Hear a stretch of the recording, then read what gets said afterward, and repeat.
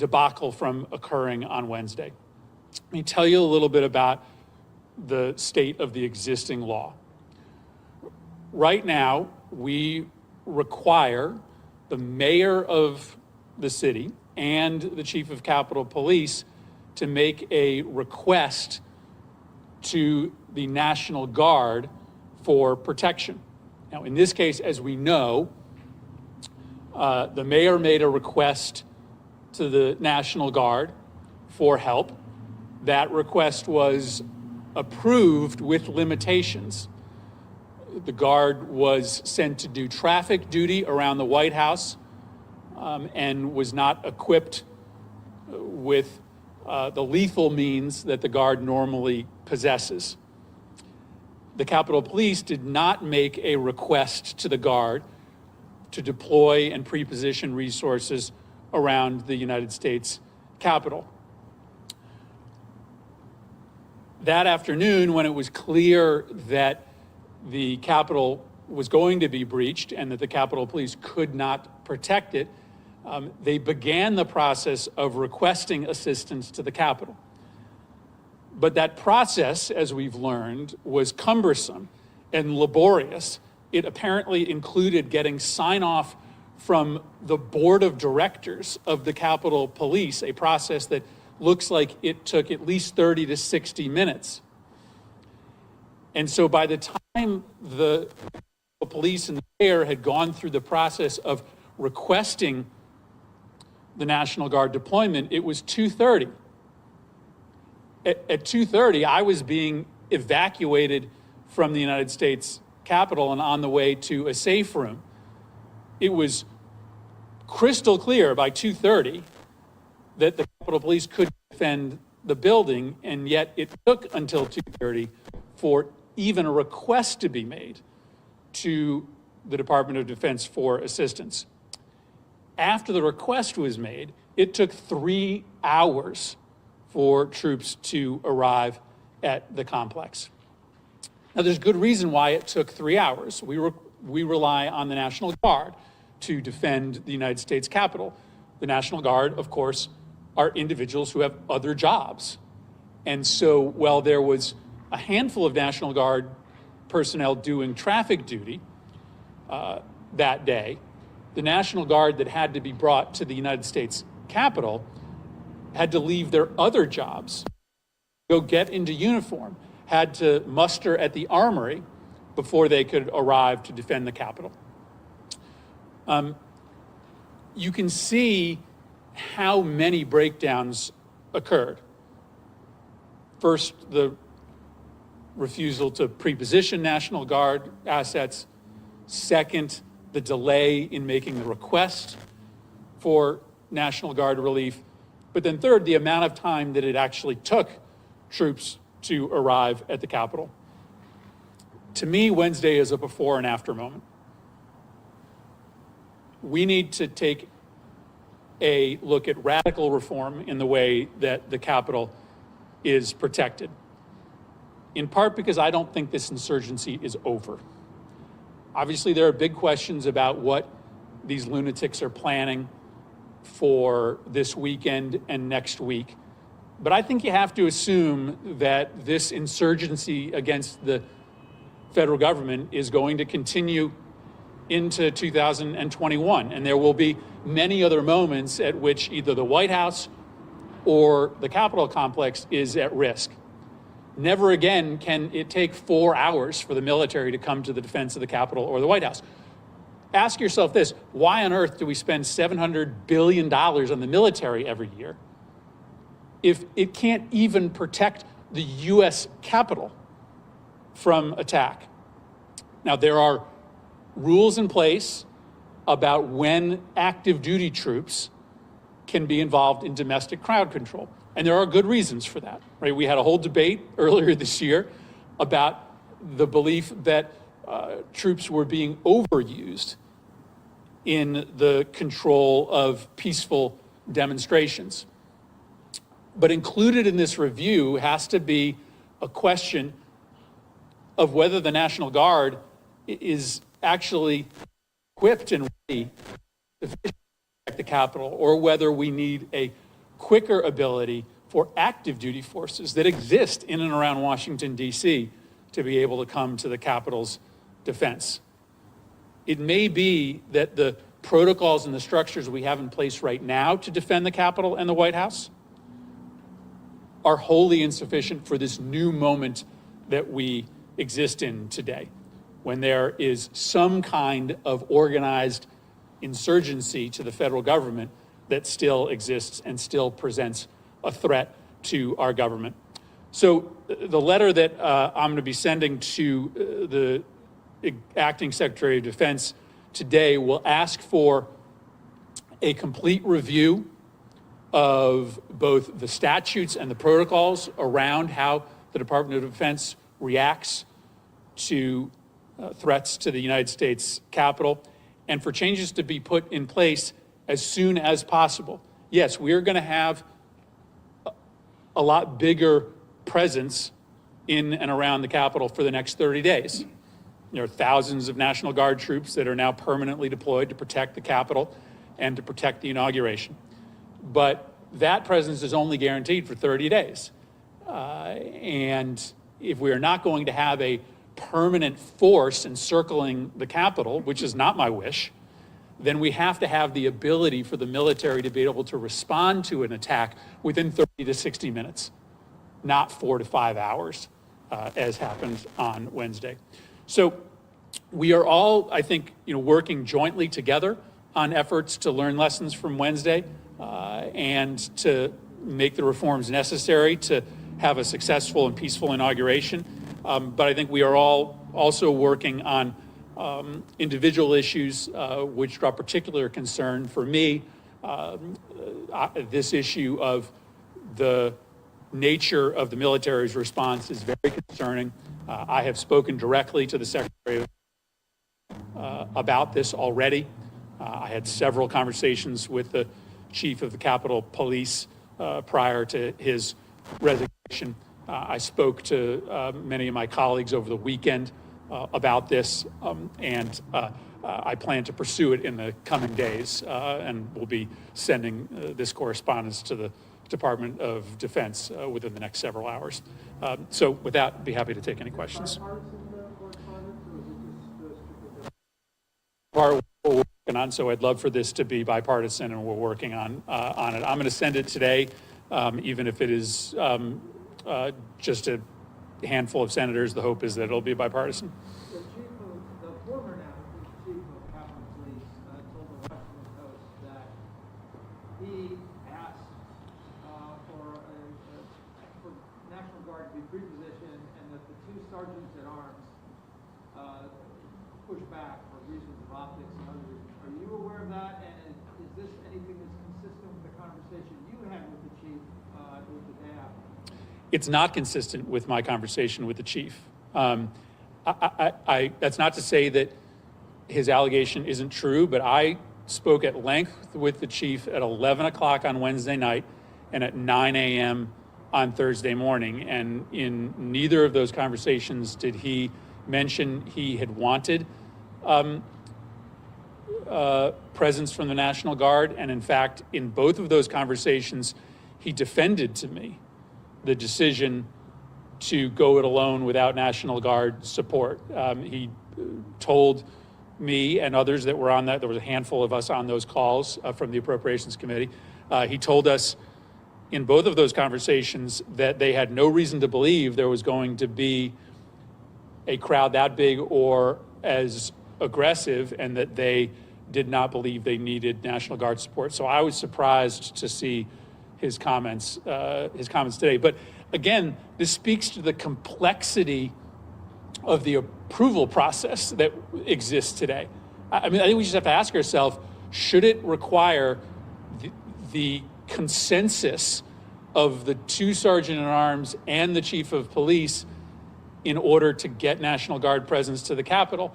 Because if you require 3 people to be unanimous in their decision about how to protect the Capitol, you may not be able to protect the Capitol. The Department of Defense has also appointed figures that DC officials about their delay in making that request, and also that they kind of asked the department to respond in a way that didn't escalate tensions. I mean, Well, I mean, Mayor Bowser asked for presence. She got it, but she got it with conditions. And she, is not the primary person responsible for defense of the United States Capitol. So, I don't, and to be honest, municipal police arrived very quickly.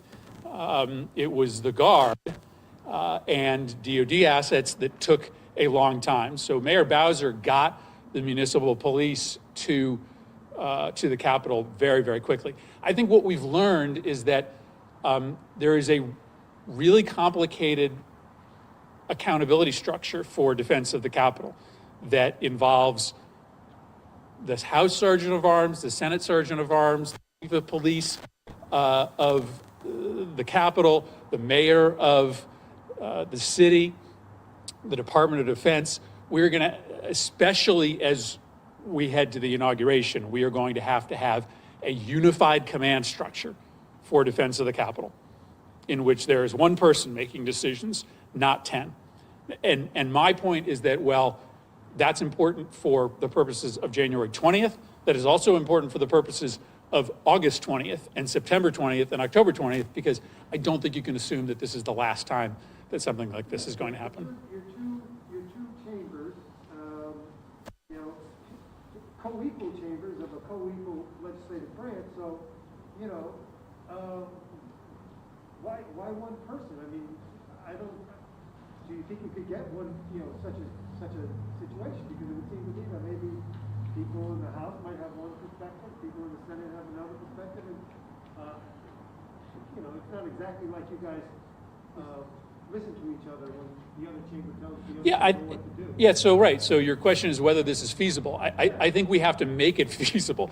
I think in the wake of this national tragedy, we have to accept that the bureaucracy of a bicameral legislature got in the way of a more effective defense of the building. And so, maybe in a perfect world, the House and the Senate would both like to have a debate as to whether or not we bring the National Guard in to protect the building.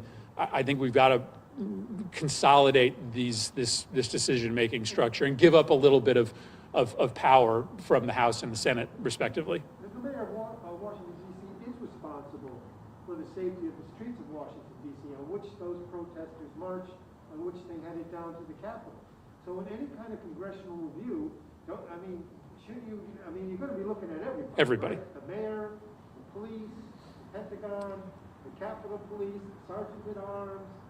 I don't mean for my remarks here today to suggest that I don't think there should be accountability for everyone involved. So I'm calling this press conference to announce the release of this specific letter on this specific issue of Department of Defense response and the protocols in place to call in the military support to the Capitol. But there are, listen, this was a systemic, massive failure. And everyone is going to bear some responsibility for what went wrong here. I just think that right now there's been a lot of focus on the Capitol Police. And to my mind, not enough focus on why it took so long for the United States military to get there. And some people have sort of suggested, well, it's the National Guard. That's just how long the National Guard takes to get to the Capitol. We can't accept that any longer. We can't accept a world in which it takes 4 hours for the United States military to defend the U.S. Capitol from attack. And admittedly, as I said, there are differences when the attack is from a foreign threat versus a domestic threat, but you've got to be able to mobilize much more quickly than we did and they did. So a lot of what you're talking about was the bureaucracy calling out the Guard. So let's be clear, how confident are you about the security of the inaugural on January 20th? I am worried that there is not yet a very clear unified command structure for defense of the inauguration. I think we are learning lessons in real time. I think normally Secret Service takes primary responsibility for inaugural security. But I think in prior inaugurations, because there hasn't been as active a threat, there has been a diffusion of responsibility, and I don't think we can afford that this time around. So I do think there are active lessons being learned right now. There are conversations happening today about building a command structure for the inauguration that allows for very quick decisions to be made. I think if you look at the command structure that existed for prior inaugurations and you hypothesized what would happen if there was a attack on the inauguration, you would find that there was a lot of people who had to say yes before a response was mustered. And so I think we're trying to fix that right now. But I will say, it is not easy to do that when you don't have a Secretary of Defense and when you don't have a Secretary of Homeland Security. It is hard to do that when the president doesn't give a crap about the security of the inauguration. President Trump is still in charge. And part of the reason why Congress is talking about impeachment right now is because he is not being helpful in trying to guarantee the security of the inauguration. In fact, he seems to be doing more harm than good. And so as we try to make sure that the inauguration happens without incident, it appears to many of us that the only way we can guarantee that is to have somebody else in the commander-in-chief's role, because the current commander-in-chief is not working on trying to make sure the inauguration is peaceful. Do you see a way to, there's no way for impeachment to lead to him being out of office before the 20th. Given that, do you think that you and other Democratic senators should be pressuring for the Senate to launch a trial should there be articles passed? Is it still worth it, considering that the impeachment would occur, the conviction would occur after the term? Well, listen, this is an exceptional moment in America's history like no other we've seen. And exceptional things can happen at an exceptional moment. Listen, I think right now there are not likely anywhere close to the number of Republican votes you'd need to remove the president.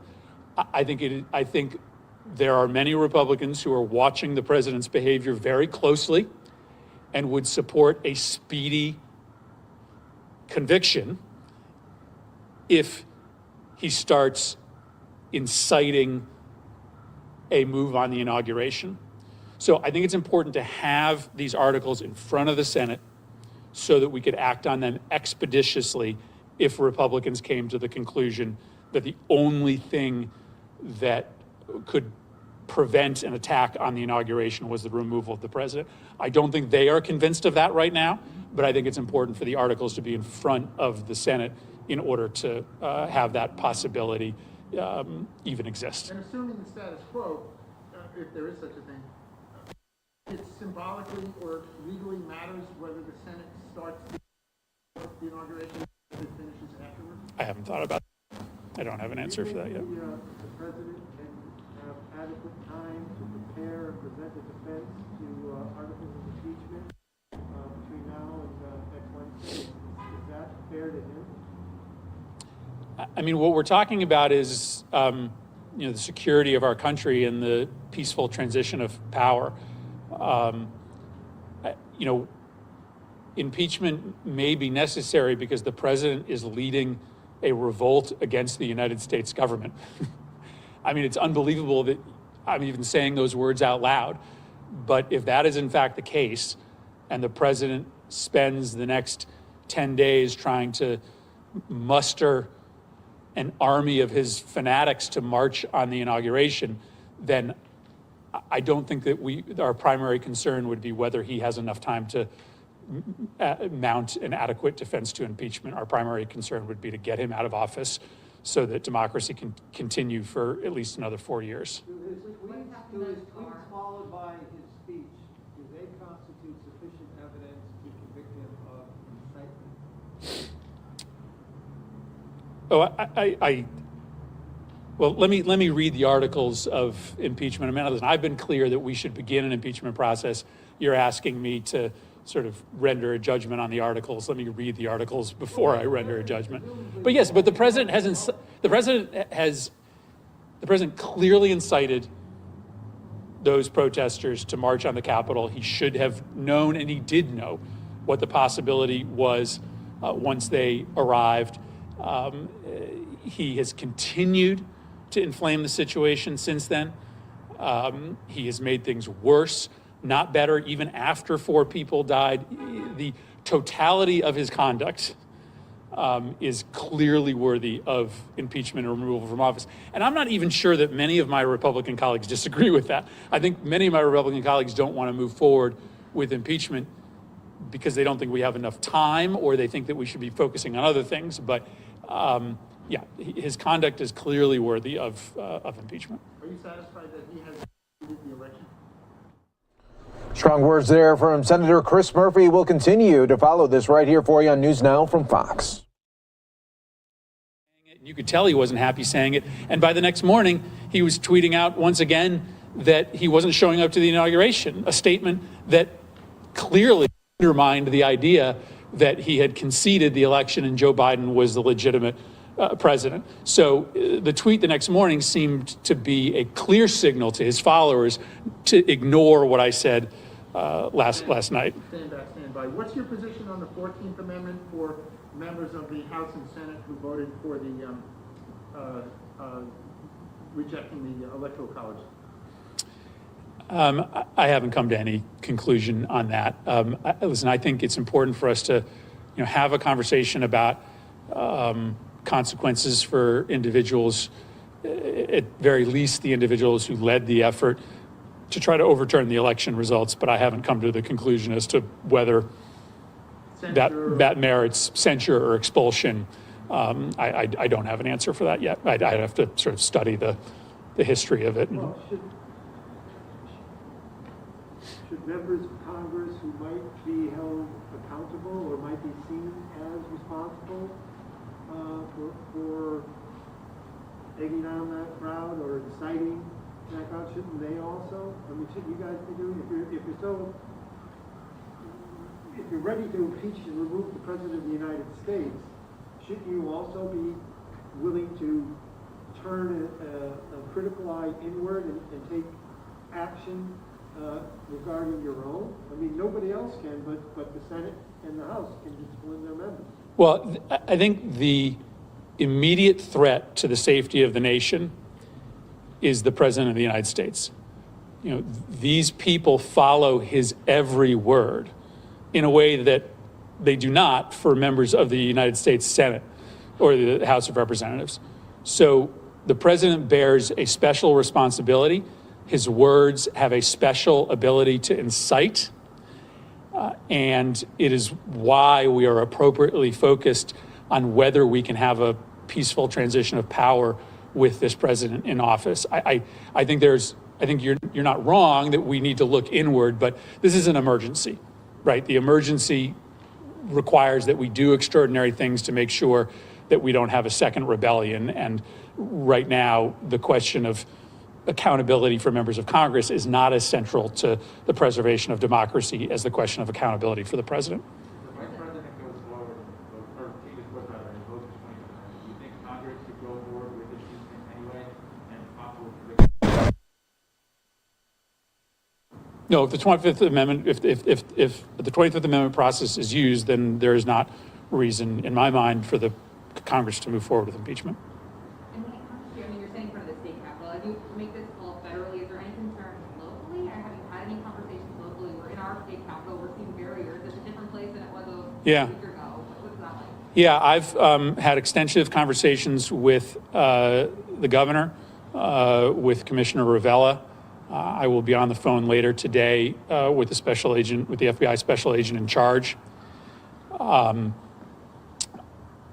Listen, clearly there is information out there regarding armed marches on state capitals, as well as the United States Capitol. And, I am hopeful that, we won't see anything serious here in Connecticut, but what we learned on Wednesday is to prepare for the worst case and not assume the best case. And so I've been in close touch with state officials to make sure that effective communication is happening between the FBI, federal government, and state government. It appears that that communication is happening, and there's robust coordination between state officials, the Department of Public Safety, and federal officials, but I will continue those efforts, and I've advised the state leadership to be prepared in a way that we weren't prepared in Washington.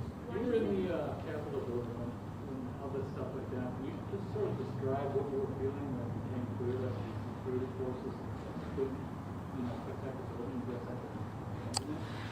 Yeah, I was in the Senate chamber and learned, via social media that they had breached the building, and it was shortly thereafter that the Senate debate was suspended and the chamber was locked down.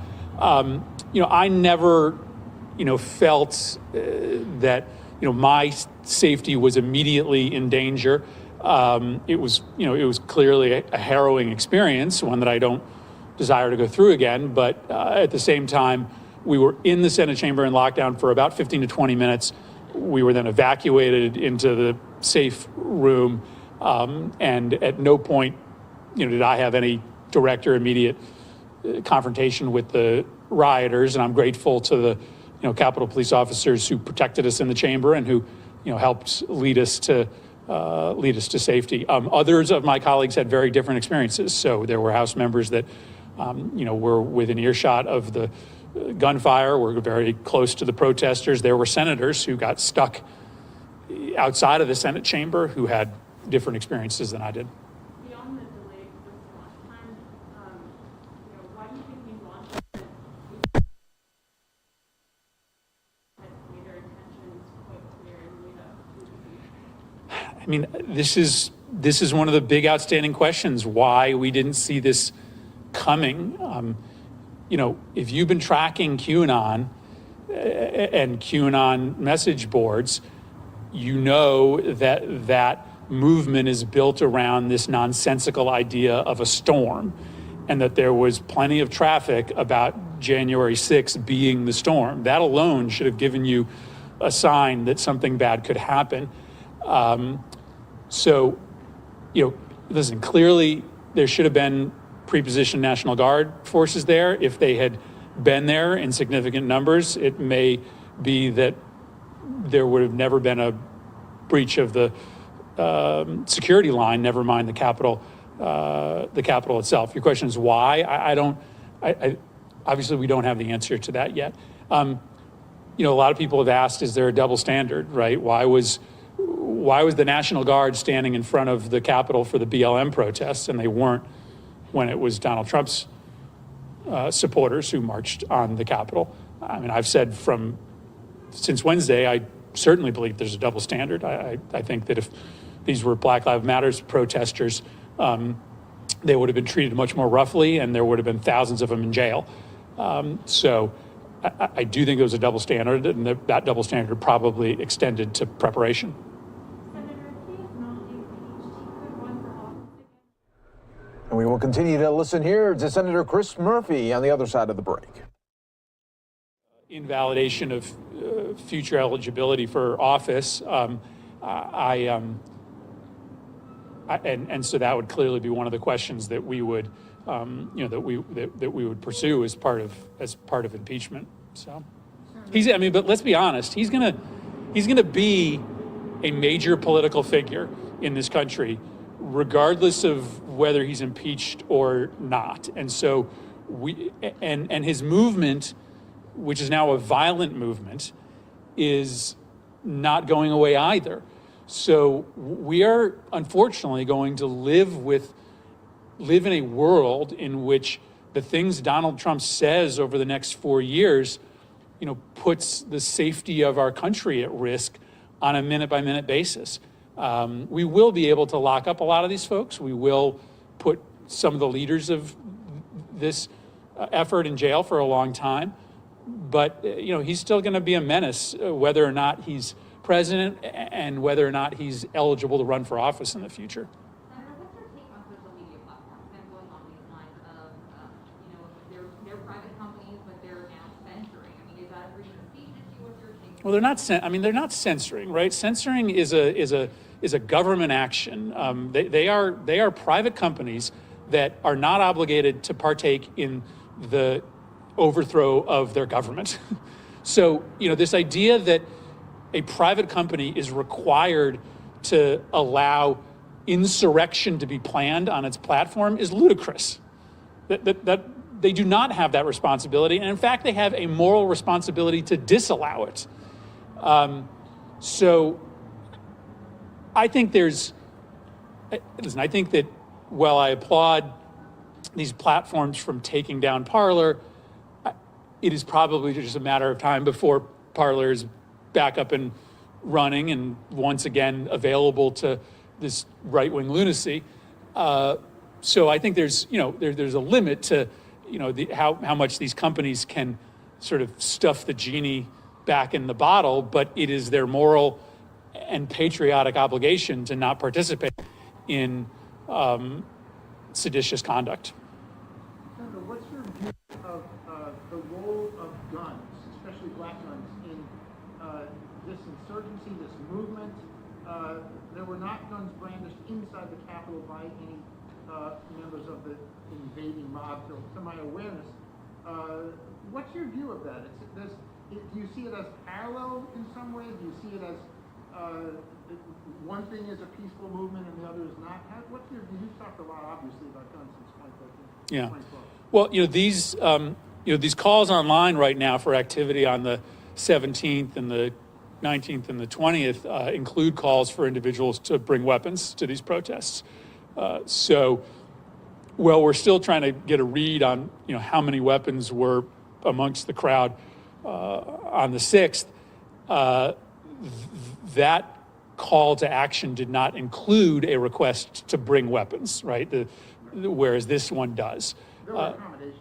So I think you have to, you know, be much more worried about the upcoming activities and whether they are going to be more heavily armed. And listen, this is amongst the top 10 most important debates right now. The question of assault weapons laws is not on it. But, I mean, you know, for those of us who have been concerned about the proliferation of AR-15s, one of our fears has been that law enforcement will get outgunned. And, you know, we have thought about that more in the context of active shooter incidences. But, you know, these are military-style weapons, and if you're involved in a shootout outside of the United States Capitol and the protesters have weapons that are just as powerful as yours and designed to kill as many people as quickly as possible, that's a big problem. Do you see parallels or big differences or a little of both between the Second Amendment rights / anti-gun control movement and this attack on the government? I mean, that sounds like a little bit more complicated question than I can answer off the top of my head. I mean, I think this is a cult of personality mixed with a sort of QAnon cult following. I mean, this is really about a cult of personality surrounding Donald Trump and individuals who are intent in keeping him in power no matter what. I think that's primarily the organizing feature of these folks. Is DC open carry, concealed carry, do you have to have a DC permit? I mean, does anybody who show up with a firearm would be in trouble if they don't live in DC and have a DC issued permit? Yeah, I don't know all those all those off the top of my head. Yeah, but obviously, listen, Connecticut is is an open carry state, and so that's one of the things that I talk to the. You can't carry on the Capitol. Right. Okay, thanks everybody. Appreciate it. That was Senator Chris Murphy there, Democrat from Connecticut, talking all about the riots that took place last week on Capitol Hill and what some are looking that could happen again come Inauguration Day there. So we're going to take another quick 2-minute break right here for you on News Now from Fox. Any moment right now, we're expecting the Texas governor to give an update on the vaccination rollout there, and we'll be bringing that to you live here on News Now from Fox. In the meantime, let's go to Chicago, where some